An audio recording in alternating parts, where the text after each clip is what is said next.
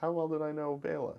I I don't know. I mean, I would spend time with, Itzik and Emily and Esther and, Beyle at their house. I can't say I spent, a lot of time, but, I went to a few ziggurats. I would see them once we went camping in their backyard in Monticello, uh, which was full of mosquitoes, but we had a great time anyways.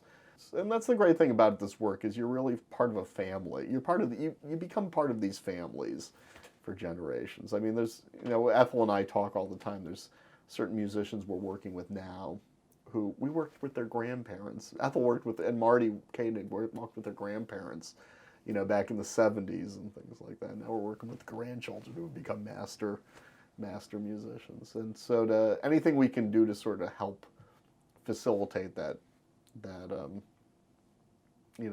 those family and community traditions is just it's super rewarding. It's really rewarding.